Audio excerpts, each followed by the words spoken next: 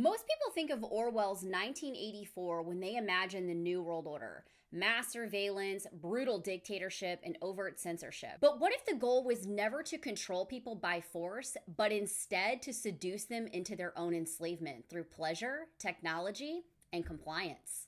Well, that's what we're going to be discussing in this two-part series, talking all about Aldous Huxley and his version of the NWO, A Brave New World.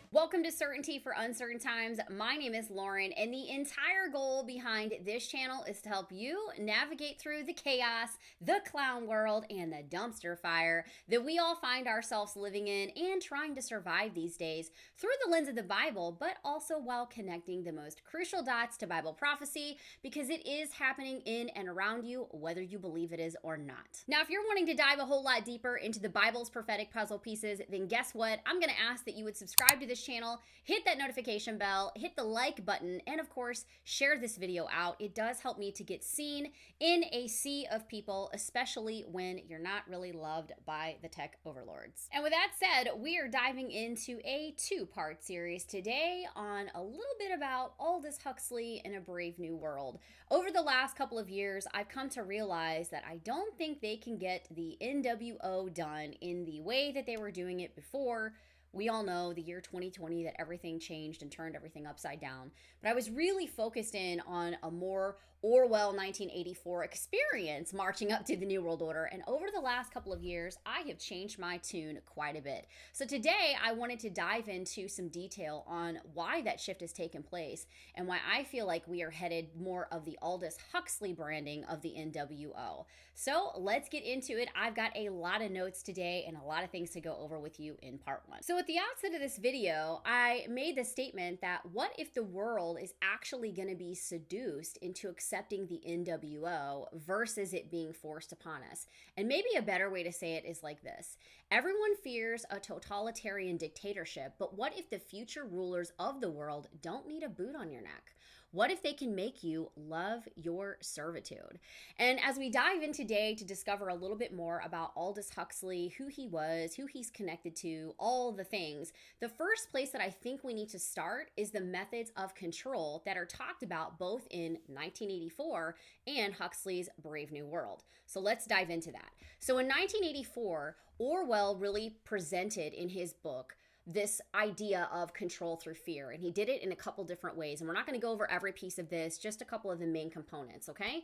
So the first one is the totalitarian surveillance state, which is where the government watches your every move through telescreens, spies, and the thought police monitoring citizens 24/7. Now, I bet some of you guys can think of a time recently where we started to see that take shape, okay?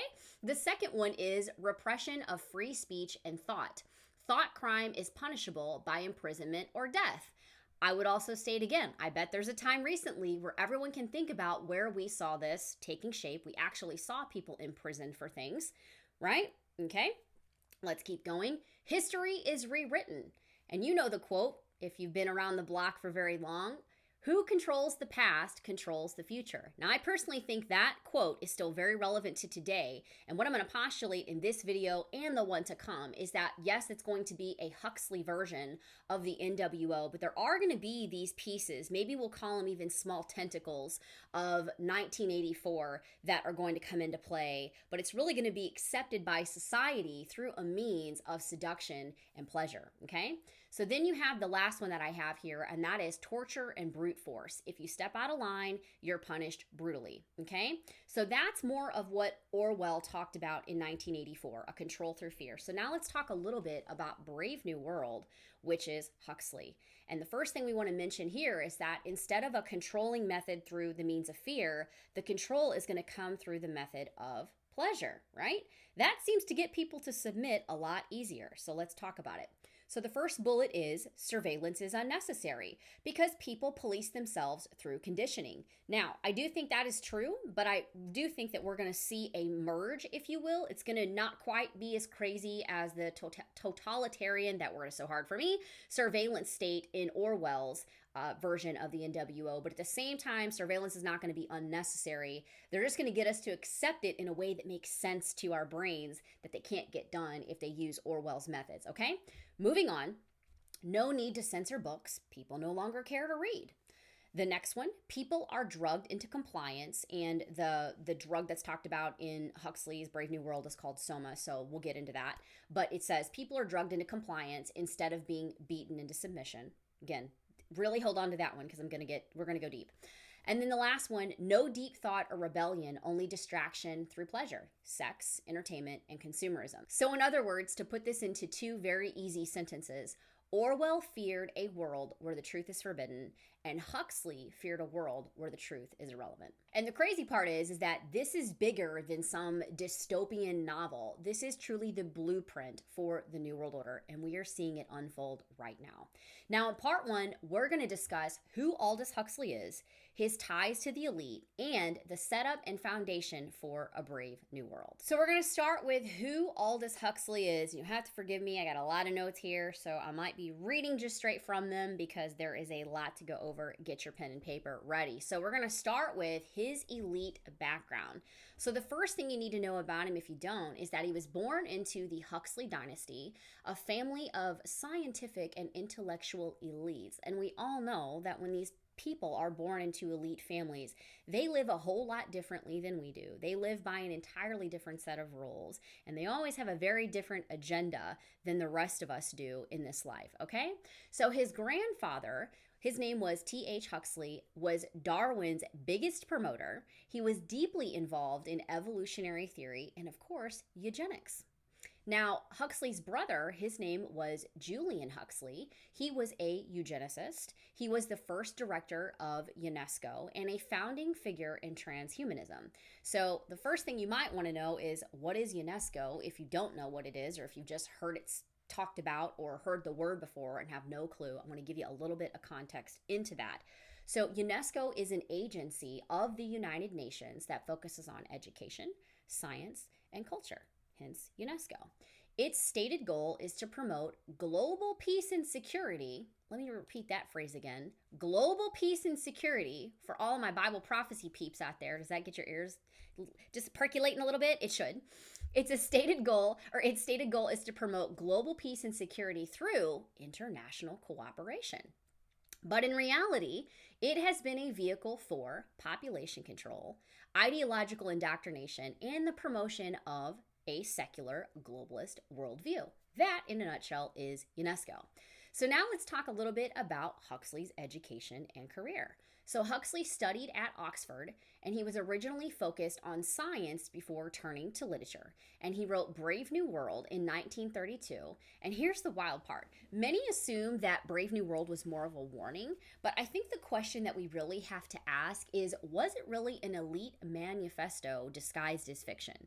And I think you already know where I land on that question. Just based on what we're seeing, based on all the things that we as watchmen and watchwomen watch for, I feel like we're seeing this come into fruition and play out in real time. I don't think that it was some sort of just warning, okay?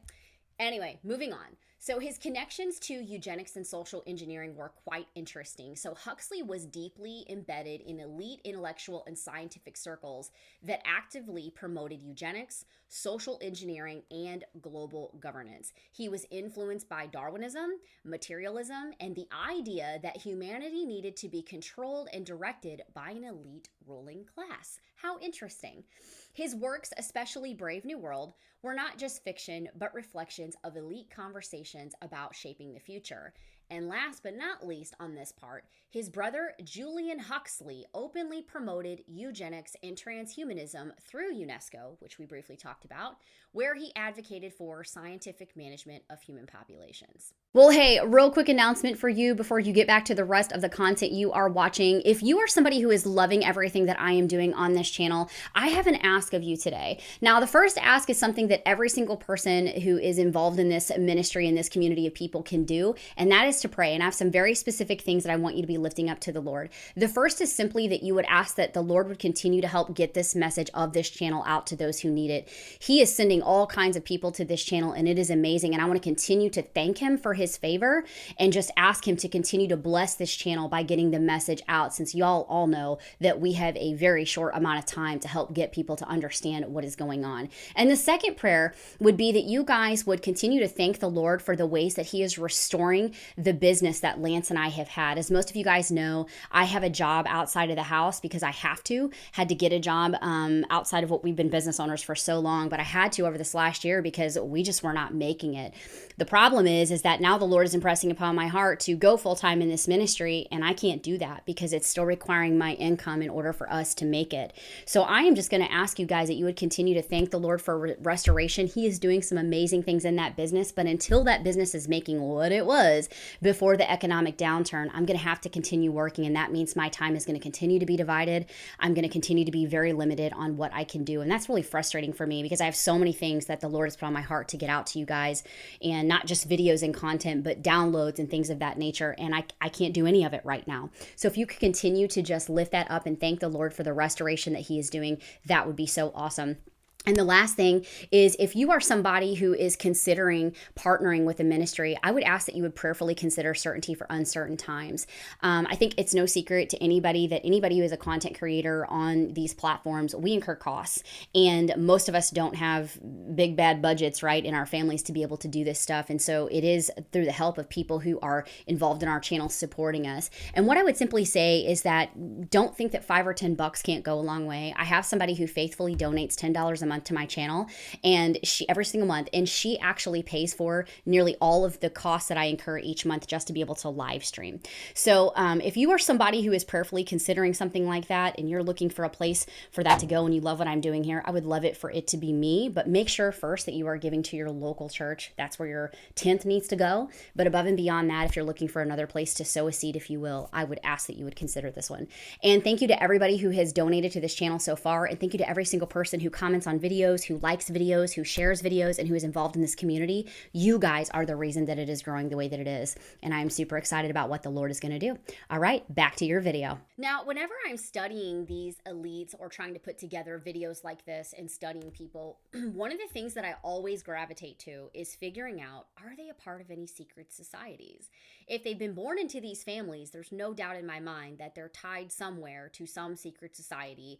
And you guys all know that there are just a plethora of secret societies out there, whether it's the Freemasons, the Jesuit order, whether it's the Rosicrucians, they're endless, right? So here's the one that I found that was connected to Huxley, and it's very interesting. So it's called the Fabian Society. So the Fabian Society was a British socialist organization focused on gradual societal control through scientific and intellectual elites. Now, Huxley was aligned with the Fabian ideology, which believed in slowly infiltrating institutions. Pay attention to that. Let me read that again.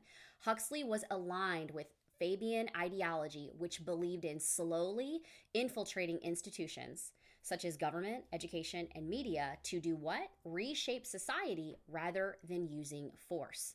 Now, I want you guys to think about other people that we've seen that we know who are involved with the Luciferian agenda, who are involved with this entire satanic plan to bring about the NWO, to bring in a global leader, to bring us into a one world religion.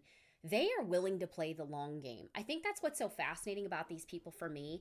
The level of patience that these people have, even knowing that some of this wouldn't be executed necessarily in their lifetime, that whole level of patience to stick with something for that long is truly fascinating to me, okay? So, other Fabian members were H.G. Wells, George Bernard Shaw, and later figures connected to the World Economic Forum's Great Reset agenda. Thought you might find that interesting. The Fabians were key in setting the foundation for the modern technocratic control system. Now, when you think of technocrats, I bet you there are some names that come to mind immediately, and there should be, okay? Now, I did go ahead and try to research because I'm I've heard many times in looking at things about Aldous Huxley that somehow he was tied to Freemasonry. I could not vet that, so I'm not going to come on here and state that Huxley was a Freemason. I have seen that stated on other things, but honestly, in everything that I researched for this video, I could absolutely not tie Huxley to that. If somebody does have proof of that, please send it to me. I'll definitely do an update or pin a comment or something like that, but I really need to see surefire proof that Huxley was a Freemason in order to state that. But here's what I can tell you. What I decided to do, since I was kind of bummed out, honestly, that he wasn't tied to Freemasonry, because I feel like all these people typically are, what I did find out is that even though he wasn't directly connected to Freemasonry, there's a lot of overlaps in members that are in the Fabian Society along with Freemasons. And typically that's what you see. So these elites, when they run in these circles and these societies, there's always so much overlap. Some of them are involved in several of them because, again, this agenda is very big and it has a lot of tentacles. It has a lot of arms. It has a lot of modalities. All of those things come into play with these elites, okay? One of the other things that was interesting to me about the Fabian Society was at one time they had this logo of a wolf in sheep's clothing. Interesting, right? Okay, so let's talk about some other societies as well. So there's something called the Tavistock Institute. So this is the connection that he has with this one. So the Tavistock Institute was and still is a global think tank focused on a mass psychological manipulation, propaganda, and behavioral control. Tavistock's influence can be seen in media, education, social engineering, and the normalization of elite agendas. I feel like they try to normalize in general. This is why, again, just stepping outside of where we're at now and thinking about where I was many years ago when I was so like just drawn into the E channel and looking at celebrity lives and just being obsessed with you know how they live and wow, it's so different than us and all those things, right? And I feel like this is how they this is how they get us to kind of accept this whole other society that is above us, right? These people that live a whole different life than we do and that will never have the opportunity to live.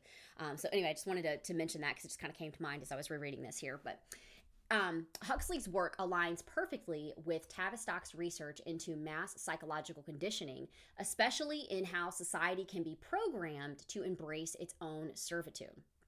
And then the last one here, and hopefully I pronounce this right, you guys will have to forgive me if I don't.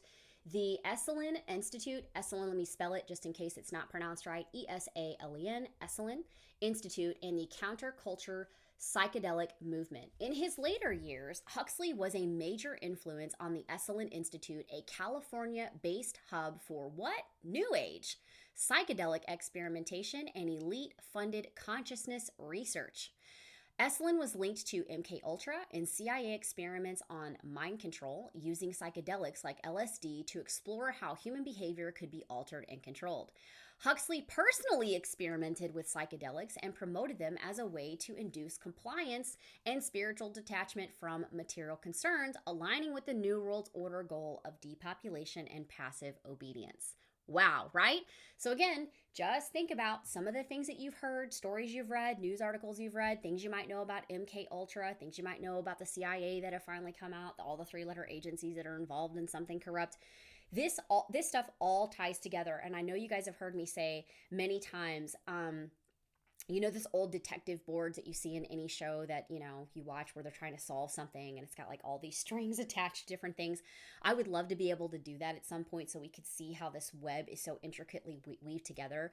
But I think I would fill up this entire room with just, you know, yarn attaching to different things because everything is so everything is so intricately woven. So now let's talk a little bit about Huxley's role in the elite's spiritual deception. And the first thing you want to know is that Huxley's philosophy was not just scientific, but it was spiritual.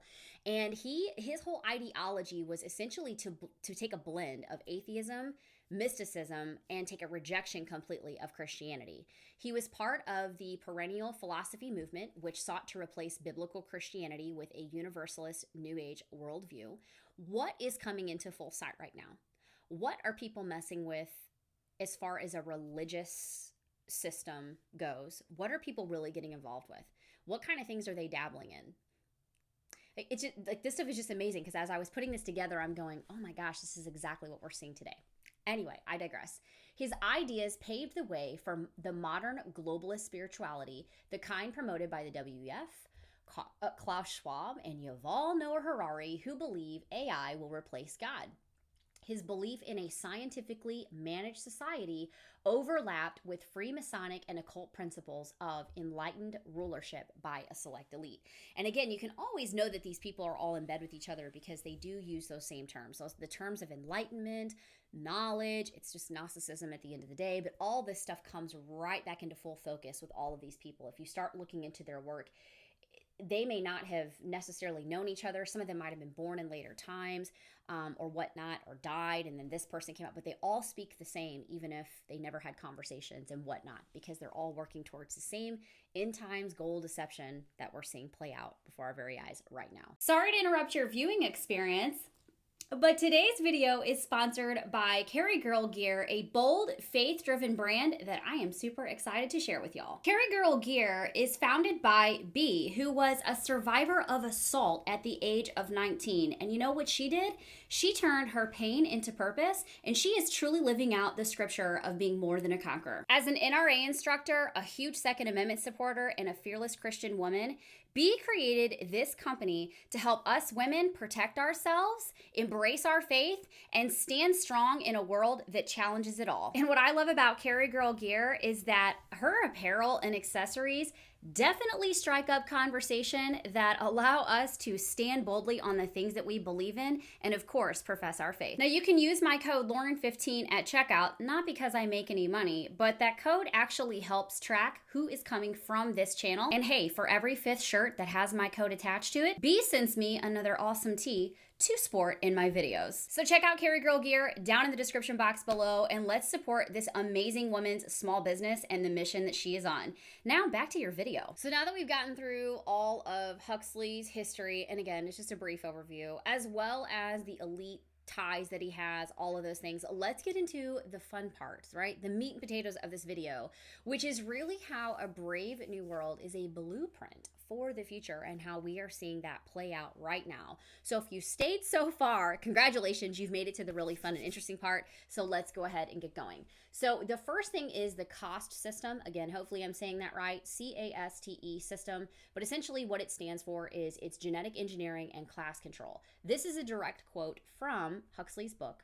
So it says this: all men are not created equal. The alphas run society while the epsilons do the work, and everyone is happy with their place. And this is how it worked in A Brave New World. Society was structured into a scientifically managed cost system where people were genetically engineered for their roles. The alphas, which are the ruling elite, were bred for intelligence and leadership. I want you to think about the world governments right now. Please have that in your head. While the epsilons, the lowest class, were designed to be docile and obedient workers.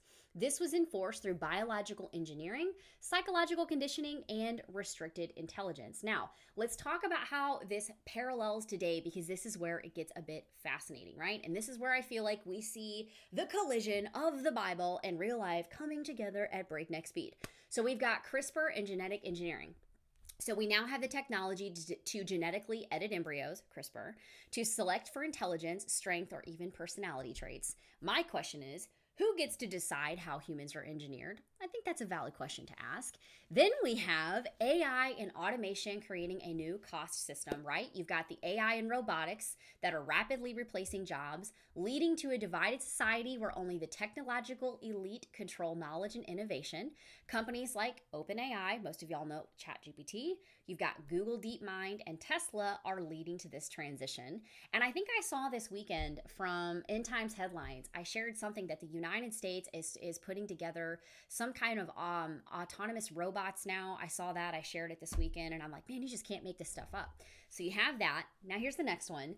Elon Musk, Sam Altman, and Klaus Schwab's AI-controlled economy. So you've got Neuralink, you've got OpenAI from Sam Altman, and then you have Klaus Schwab's Fourth Industrial Revolution are all about integrating AI into our human society. Now, I want you to stop and think just for a second. When AI came out, I think it was in November of 2021, Lance and I started talking about AI. Think about from that time to right now, how much and how fast AI has just exploded. Now, if we're still here for another year or two, how much more? Because honestly, even just the last, we'll just say, let's keep it conservative. Let's just say the last 12 months of AI and how much it has exploded. So if we're still here for another couple years, how much more is it going to become a part of our everyday use than what it is now? Okay. Okay. So then we have the World Economic Forum. They document this suggestion. You guys know this phrase because we've all talked about it. They suggest that in the future, most jobs will be AI controlled and people will own nothing and be happy, right? Y'all remember that stupid commercial we all saw?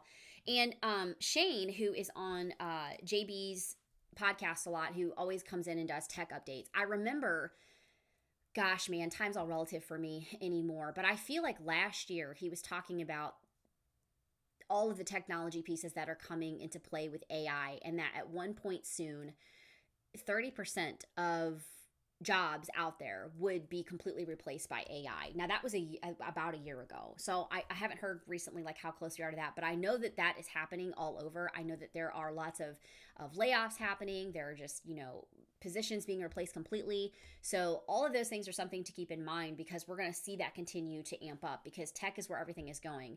And with all the things that we've talked about on this channel with Elon Musk and all the things that he's inventing and doing and being a part of, it's just very evident where all this is going. So here's the idea.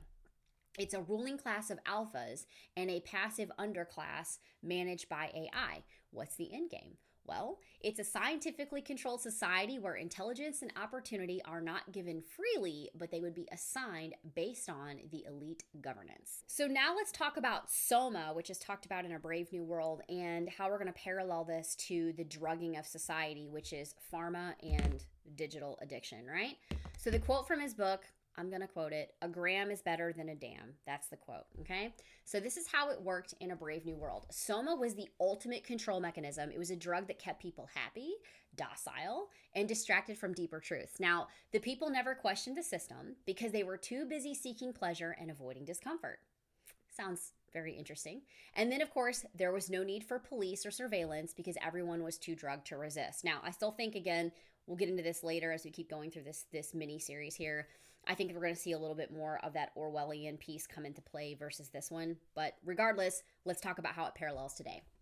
So we have massively medicated society and a society that is so heavily on prescriptions. Now, a lot of people have really woken up to what has gone on since 2020, and a lot of people are totally anti-big pharma. However, there's still a realm of this, especially when you get into, other realms of drug abuse and drug addiction that you can have that have nothing to do with big pharma at all. That's a whole realm of it that we're seeing come into play too. So for this particular example, though, we're going to talk about SSRIs. You've got ADHD medications. You've got opiates. Those have skyrocketed, especially since 2020. And I think that's really important to note is that now, since 2020, so many more people are medicated, more so than they were prior to 2020. And it's more out of compliance, and it's not for health. A lot of people just, they've got something wrong with them, and it's, they're dealing with something. So instead of actually dealing with the root of what's going on in their life, they rush right off to their physician and they get prescribed a medication so they can cope. And then you have governments and big pharma, which are totally normalizing pill popping to ensure that no one questions the system. So then you have the digital Soma, which is the tech addiction crisis. And we can all admit that we're all somewhat sucked into this one, right? So people don't necessarily need physical drugs anymore. Our addiction to dopamine is driven through technology, and that's enough. You've got TikTok, Instagram, YouTube Shorts. You've got the VR headsets that people use for virtual reality. And those are keeping people locked in an endless entertainment loop. Can I just be super honest here and tell you that there are, at least once a week, I really do try to just set the phone on the charger, leave it on D&D, try not to touch it. Can I just be honest and tell you how hard it is to do? Because I've been so sucked into this piece of technology for so long. It's so difficult to do because everything runs off this, right? You think about, for me, I grew up in the 90s, so I'm the last generation, so to speak, that we had cordless phones, we had CD players, we didn't have cell phones when I was in high school. I carried around my parents' big old Nokia that it wasn't big, it was like, but it was a big old fat brick phone. And I was only allowed to use it to let mom and dad know when the football game was over and cheering for the game was done so they could come up and get me from the ball field if it was a home game, or when it wasn't a home game, when the bus was in the parking lot at the high school to come get me. we did not have cell phones like that. And I remember Lance and I were married. So we, it was still early on. So this would have been 2004. And I remember getting cell phones where I'm so telling on myself today. We had like little clips, that you could wear them on your belt buckle. And I just had mine just right on my little clip on my belt buckle. My dad goes, "Oh, baby, you think you're so cool wearing that cell phone on your hip, don't you?" And I'm like, "Yeah, Dad, it lights up," because it had all these lights and it made different sounds when it would ring, And then fast forward, I remember when text messaging started, and I was so annoyed by text messaging because it was back when you didn't have the QWERTY, as they call it, keyboard, but you had to like press, 777 or 55, to get your letters. And Lance was starting to text. He was starting to do that. And I was like, this will never catch on. I was like, this is so stupid. I was wrong. But look at that. But that's my generation. And so now there's a whole generation behind us that they don't have any clue what it's like to not live off these. They've been on tablets since they were, knee high to a grasshopper. And so the whole point here is that we're now in a society that even the generations older than me, right? People in their 50s and 60s and 70s, like they've had to jump on these things. They have no other way of staying in society without these things at all. Like it has to be that way because of how the technology has come. And it's kind of one of those things, like if you don't learn it, you're going to get left behind. And the other thing that's interesting to this, and it's funny because many of my friends and I have talked about this, but that, everyone has the attention span of a gnat, right? So short form content is specific to conditioning people so that we have no attention span, making it impossible to think critically or challenge authority. All of this is done by design, right? And here we are. We all play along. We play the game because our society continues to move in that direction. And again, if you don't stay in some realm of it, you get left behind, so to speak, on how to keep up with how everything is moving so fast in the world. Now, let's talk about the metaverse as a digital escape. So Mark Zuckerberg's metaverse is the ultimate soma drug, right? Why fight reality when you can live in a virtual fantasy? And I do know people that were getting very involved with this. I remember, and I'm not going to specifically name any churches, okay? But I do remember when metaverse became a thing and there was a specific pastor of a church, and it just disappointed me to my very core. But he was really focusing on creating a church experience that was in the metaverse, to create a unique experience where you could just escape reality to experience the church. And it killed me because I'm like, oh my gosh, this guy probably allegorizes the text, probably doesn't get eschatology, probably doesn't realize what this is leading to. And, and several of these pastors in this particular network, they were all just gearing up for trying to make sure that we could accommodate people in society and thought it was a great thing. No. Okay, so then AI generated content, you've got deep fake influencers, and VR life experiences will make people crave digital pleasure over real world engagement. And we see that. How many of you guys know how different life has been since 2020, right? I mean, since 2020, I'm an extroverted soul, and so much of my life has changed since 2020, and it'll never go back to what it was. But it's wild how much life has changed to basically keep you living life inside your four walls of your home versus experiencing so much out in the, out with the real people and the grass and the trees and the restaurants and all the things, right? So in other words, the elite don't need to oppress us if they can just entertain us to death. And that's the goal. So what's the end game? Well, it's a docile, passive society where rebellion is replaced with scrolling, and thinking is replaced with algorithms so they can feed you what you want, and pain is numbed by pharmaceuticals. And now the next one. This is the one probably that breaks my heart the most, because as somebody who, follows biblical values and sees how important the family is and the nuclear family is, the destruction of family and individual identity absolutely it hurts my soul. So this is a quote from the book. Everyone belongs to everyone else. And here's how this worked in A Brave New World. There were no families. Children were created in labs and raised by the state. I want you guys to think about some of the things that are being talked about in the news media now on how people can create perfect families. Like you can know ahead of time whether or not you're going to get pregnant, your baby's going to have Down syndrome. You can have the perfectly genetically created child. Like this stuff is just, people are playing God. It's just that simple, and it's completely wrong. But I digress. Then you have romantic love was discouraged. People were conditioned to seek pleasure without attachment, and deep relationships were seen as dangerous. So here's how this parallels today, the world that we're living in. So you've got the World Economic Forum pushing for redefining family. So Klaus Schwab and the other globalists have openly discussed moving away from traditional families. Huh. And guess what? This is not, it includes, but it's not limited to, by the way, the gender surrender movement that we see. It's not just that sector, right? It's more than that. It goes deeper. It's actually more along the lines of, in conjunction with, artificial wombs and state-controlled childcare that are being proposed as solutions to declining birth rates.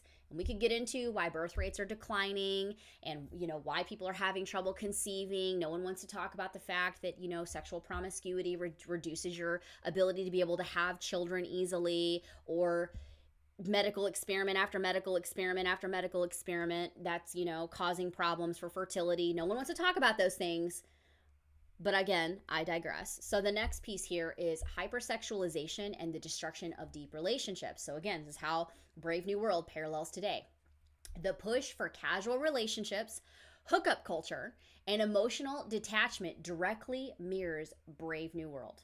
Now, again, I'm married, have been for a long time, but I've been in a place where I work with a lot of people who are in their 20s, even early 30s, people who aren't married. Hookup culture is so common. That's what everybody does. Nobody does the courting situation anymore where you actually go and ask the gal's dad for permission to take her out on a date and you date exclusively. And the idea is to have this friendship form and this bond that leads to marriage. Like, nobody thinks about that stuff anymore. Everything is all about let's get connected, and then it's physically connect as fast as we can. And this is what's going on in our society. We see it everywhere. And then you see, kids in the generation. Think about the age now that kids are having sex, how young they are. It's wild. So then you have social media has replaced as well in-person relationships, and AI companions are becoming something that's normal. And they're also trying to make that normal for intimacy. I mean, we're seeing that all over the place. I remember seeing some videos not too long ago of a guy who was dating an AI woman. And but they're trying to normalize that, right? So then we're being conditioned to reject deep relationships in favor of meaningless pleasure, okay? So then you have AI parenting and the state raising children. Here we go. Y'all ready for this? China has already created AI-powered nannies that can raise children without human parents. If the state controls child rearing, then the state controls the next generation's beliefs. And that's what it's really about. That's the end game. Because if there's a future where humans are detached from real love, family bonds are severed, then your kids belong to the system, and that's what they want. And the final one we're going to talk about today is the death of free thought, mind control, and the AI-driven narratives that we're seeing all over the place. So the quote from the book, Hypnopedia is the greatest moralizing and socializing force of all time. So here's how this worked in Brave New World. People were conditioned from birth to think a certain way. There was no rebellion because people didn't even know that they were being controlled. Propaganda was woven into entertainment and education, so people wanted to believe it. Now, I want to pause there for a second, right? I want you guys to think about every single thing that we see in entertainment today. The Super Bowl, the Grammys, the Golden Globes, the Olympics, any other basketball. It's all there. There's so much programming designed. When you're sucked in to those sporting events, entertainment events, those are designed to entertain you, but more importantly, they're designed to program you, okay? It's always been there. It's always been the goal. That's why now that so many of us are awake to all of these agendas, we're all getting online and pointing it out the next day after something happens. So it's like to wake people up. It's all there. So here's how this parallels today. So you've got algorithmic censorship and AI controlling the narrative. So Google, Facebook, OpenAI filter what information is allowed to exist. AI-generated content is soon going to replace human opinions. And then this one, history is rewritten digitally. What is truth if AI decides what we see? And then you have the deep fake reality control. I know all of us have talked about or seen different videos at some point on these deep fakes, and dude, it's so fascinating because you can't even tell the difference between what's real, what's not. It's going to get harder as we get closer to, the time of the tribulation. Praying the Lord gets us out of here before then, but you guys know it's getting harder and harder and harder and harder to actually discern fact from fiction. So we've got AI-generated videos and voices are already being used to push fake narratives. That's scary. I've seen some fascinating AI videos, I will tell you. Like, TikTok is a great place to get lost a little bit into those.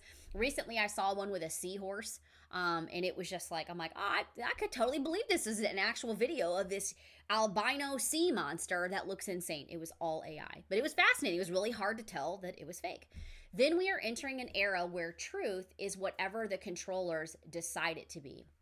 So we've got deep fake political figures, and I'll go out on a limb and say this, but there's so many times over the last 4 years I would see Joe Biden get up and speak one day, then see him up the next day, and I'm telling you, it's not the same dude, okay? Now, we can talk about all those different things, right, that can come into play. There's a lot of theories out there, but the point is that they're already using these things, right? And then going into the AI realm, you've got AI news anchors, you've got manufactured scandals that will make real versus fake indistinguishable, and we're seeing that all over. And again, those things are only going to get harder and harder to discern as we get closer to the tribulation. So then we have this one, and this one's interesting because I remember hearing Yuval Noah Harari talk about this, but this is Harari's AI Bible and spiritual manipulation. So Yuval Noah Harari, if you don't know who he is, you really should. He's an evil guy, but just to kind of know this dude's background. But he's one of the advisors for the WF, and I would actually say he's like, you got Klaus Schwab, who's the spokes guy, but Yuval is like everything in Klaus's ear is coming from Yuval. Okay, he's a very, very evil guy. He's very open about what he wants, but he is openly pushing AI generated religious texts. I've even heard him state something to the effect of wanting to completely replace the Bible, as well as the Quran or anything else. So I have it written here. The goal is to replace the Bible, the Quran, and all religious traditions with a digital faith controlled by AI. So AI will be your God. This is direct conditioning for a world where that would be the case. So the end game, what is it? Well, it would be a world where reality is programmed, history is erased, which is why we can't allow that to happen, guys. We have to make sure that we stand on the truth of how history was, how history has been, right? We have to preserve it. And that thought is no longer free. So let me read that again since I interjected my own thought. A world where reality is programmed, history is erased, and thought is no longer free. Well, hey, let's get real honest. The world is a hot mess. Economically, these have been the worst years that we've seen in decades. And if history tells us anything, it's that these goofballs running the show have no clue what they're doing at all. Now, like many of you guys, we have been putting away tote bins full of canned goods, dry pastas, and non-perishables. But we found that there are a few problems with that. A, we have no clue how long that food will actually last before it turns into some failed science experiment. And B, the stuff that does last is loaded with preservatives and chemicals that we normally wouldn't eat. And C, where we're getting these products is only making the same evil corporations richer. And y'all, ain't nobody want to be doing that. God really began burdening our hearts to prepare beyond just leaving behind a rapture kit and every single magazine of prophecy watchers that we had. We wanted to make sure that whoever finds our home after the rapture has everything, not just food and water,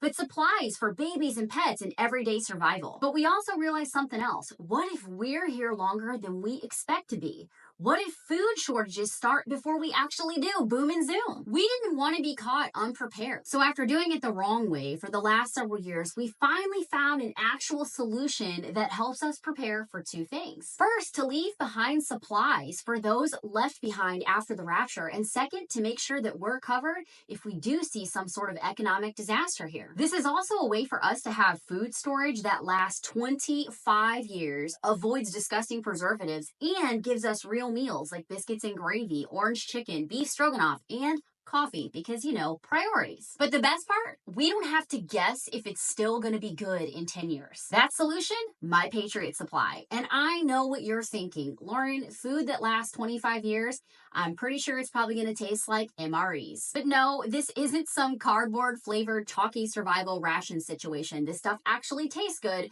which is important if you're trying to survive anything from a blackout to, I don't know, total chaos. So here's how easy it is. Just click the link below in the description box and you're going to find a ton of options to suit whatever your prepping needs are. Step one would be to browse through everything from generators to survival gear to water filtration and heirloom seeds. Step two, go ahead and check out their 4-week emergency food kits or even your 3, 6, and 12-month supply if you're serious about having a stockpile. Step 3, pick what works best for your budget and needs. And then step 4, get it shipped to your front door. That's exactly how easy they make it for you. Now, back to your video. So, we know, especially if you're a watchman or a watchwoman, that the Bible warns about this entire system. Let me quote it for you in Ephesians 6:12. For we wrestle not against flesh and blood, but against principalities, against powers, against the rulers of the darkness of this world, against spiritual wickedness in high places. So the Bible warned us that a global system of deception would arise in the last days, and we are seeing it. Many people see the rise of AI, transhumanism, technocratic control as simply a political shift or a natural progression of technology, but the Bible is so clear, crystal clear, that this is a spiritual war. The elites know that this is a battle for the soul of humanity, and they talk openly about it. They ain't hiding nothing anymore. And yet most people don't realize that the war we are watching play out right in front of us is straight out of Bible prophecy. Now, let's talk a little bit about Revelation 13 and the beast system of control. So let me read the scripture for you. And he causeth all, both great and small, both small and great, rich and poor, free and bond, to receive a mark in their right hand or in their foreheads, and that no man might buy or sell, save he that had the mark. Revelation 13, 16 through 17, King James Version for those of you who love that. Revelation warns of a system where everybody is tracked, identified, and marked. Commerce is completely controlled. People will not be able to buy or sell without being part of the system. Their allegiance will have to be to the Antichrist and to the beast system. There is no getting around that. A global leader, the Antichrist, will emerge. He's going to unite the government. He's going to have technology and religion all under a single control grid. Let me read that again so it's more clear. A global leader will emerge, uniting government, technology, and religion under a single control grid. Here's how we're seeing that parallel today.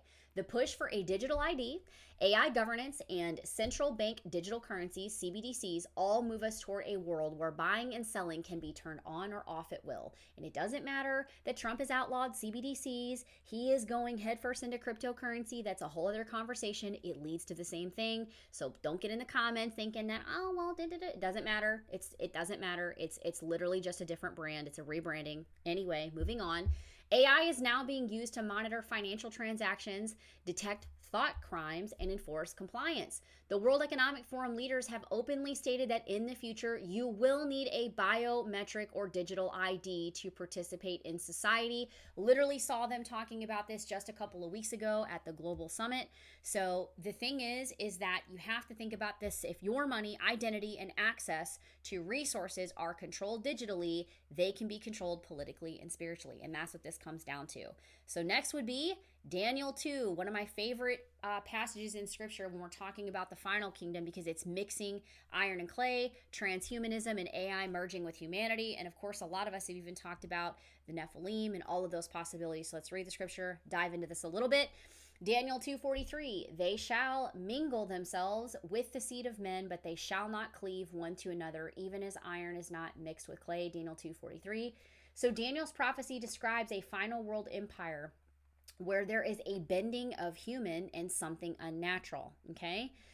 It will be fragile yet powerful. It will be the last kingdom before God's judgment. And here are the parallels today. So you've got iron and clay, transhumanism, AI, and human enhancement. Human enhancement goes right along with the alien agenda, the Nephilim agenda that you've seen me talk about so much on this channel. The elite's obsession with merging man and machine. So Elon Musk comes into just front of mind with Neuralink, brain chips, genetic modification. All of this aligns with this prophecy. And then you have Yuval Noah Harari, Klaus Schwab, and Elon again.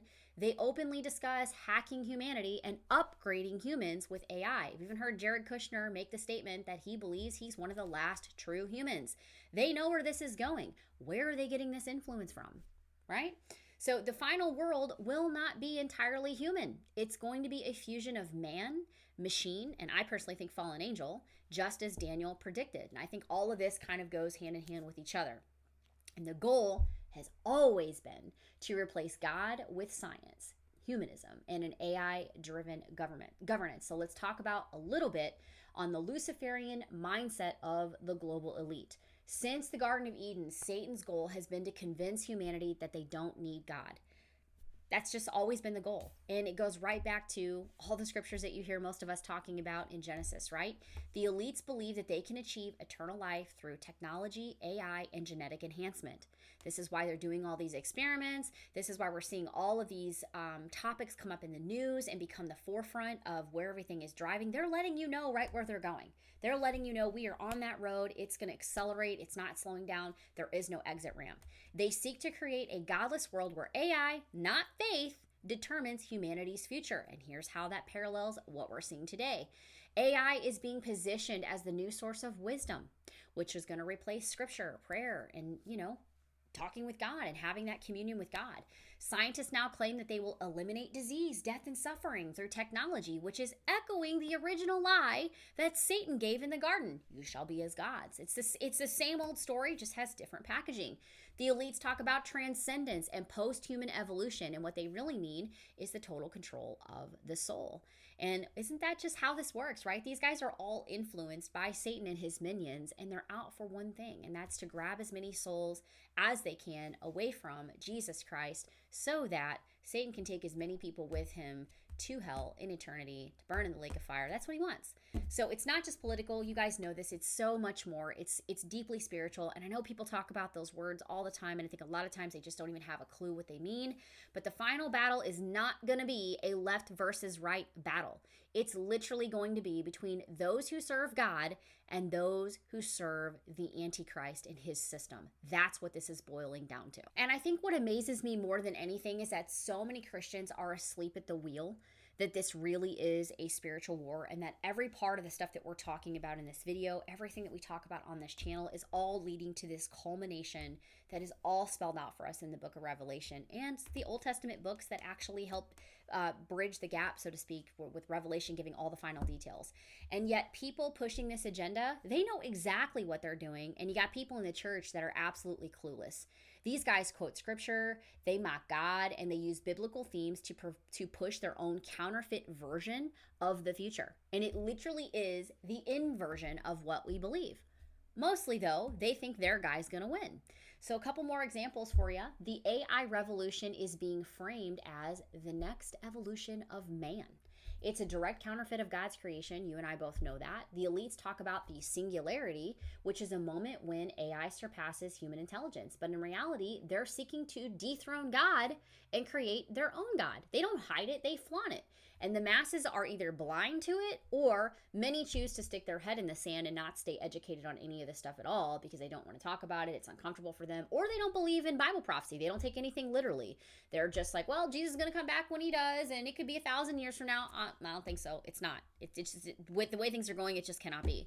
So anyway, we are not fighting technology, governments, or global policies. We are fighting a battle that has existed since Genesis, and it is the battle of souls of men, okay? So here's my final conclusion for you.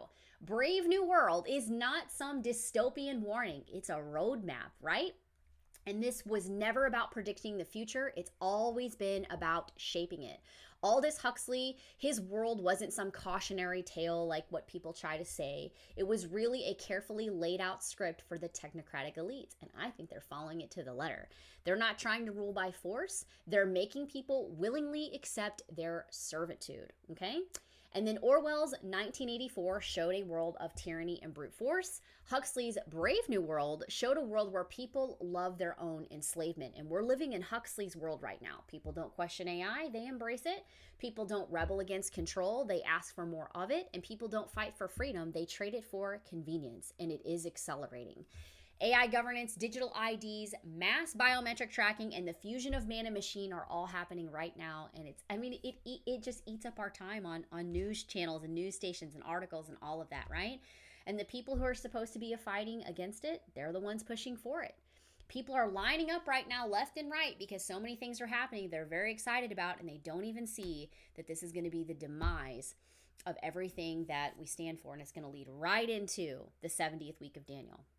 Now, what's next? Well, this isn't the end. In part 2, I'm going to break down exactly how the system is being built through AI, transhumanism, and technocratic control. And here's what I can tell you. You will definitely be mind blown because I'm going to expose some of those key players. Yes, we're going to talk about Trump. We're going to talk about Musk, Altman, Schwab, all who are engineering this future before our eyes. So you definitely want to stay tuned for part 2 because it is going to absolutely blow your mind. But until then, keep your eyes on the sky and keep your ears listening for that shofar. I'll see you in the next one. Maranatha.